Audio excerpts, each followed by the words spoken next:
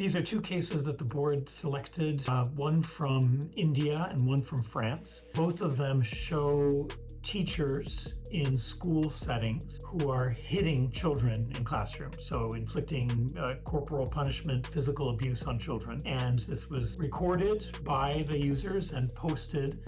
onto the platform for the purposes really of calling attention to the problem and condemning or raising awareness or calling for accountability for the abuse that was taking place. In the Indian case, Meta had removed the video from the platform. They did so in large part because even though the faces of the children in the classroom, including the victim of the abuse, were blurred, there were some other aspects that would have allowed indirectly some risk of the child being identified. And on the basis of that, Meta decided to keep its strict policy, which on its face prohibits the posting of videos such as these, and not to grant any exception, even though it acknowledged that it was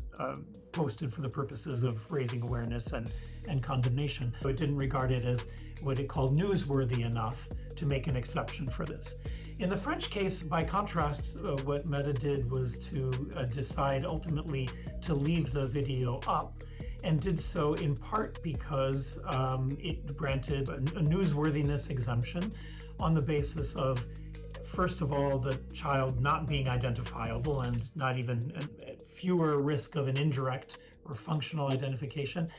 but also because it inferred that the parent of the child in question had actually consented to the video being allowed on the platform as part of their own campaign to call attention to and condemn what was going on. What the board ended up deciding in the end is to uphold that decision in the French case to keep those videos up,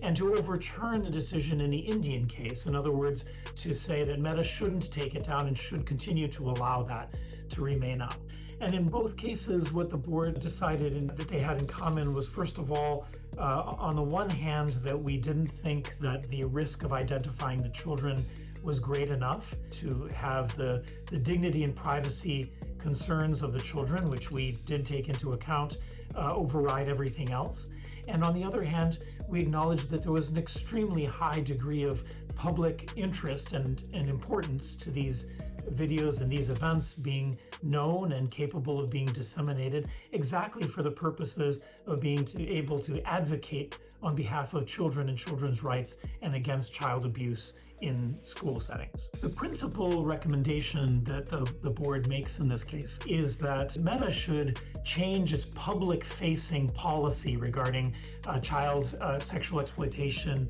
abuse, and nudity. So the community standard there that prohibits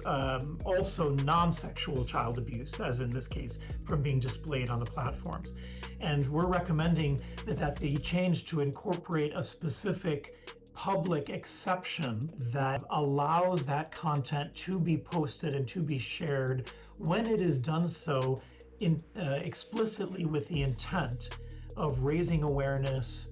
condemning the behavior, or calling public attention to it, reporting it. That would still be a quite limited exception, but a very important one in our view.